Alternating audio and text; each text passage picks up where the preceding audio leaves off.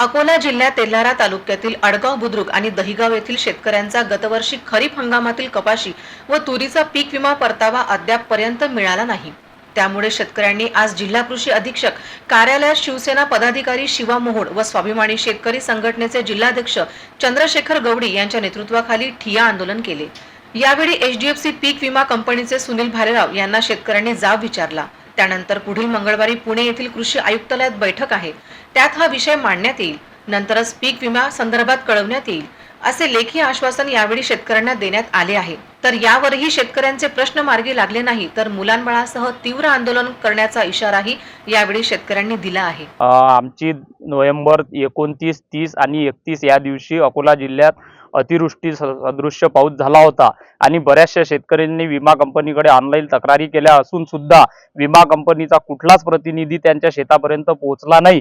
याकरिता आम्ही एसओ साहेबांना निवेदन देण्याकरिता आलो होतो की जेणेकरून शेतकऱ्यांना योग्य ती नुकसान भरपाई मिळावी, याकरिता एसओ साहेबांना आम्ही निवेदन दिलेलं आहे। ठिय्या आंदोलनाचा आम्ही त्यांना आता आमचं जर काम समजा 8 दिवसात त्यांनी झालं नाही तर आम्ही सहपरिवारासह इथं एसओ साहेबांच्या कार्यालयापुढे सहपरिवारासह आंदोलन करण्याचा इशारा दिलेला आहे। ठळक घडामोडींसाठी देशोन्नती न्यूज चॅनलला सबस्क्राइब करा आणि बेल आयकॉन प्रेस करा। मुंबई, पुणे, नागपूर, मराठवाडा असो का विदर्भ, राजकीय, सामाजिक, शैक्षणिक क्षेत्र असो का क्रीडा, सर्वच घडामोडीचे विश्लेषण पाहायला विसरू नका। फक्त देशोन्नती न्यूजवर।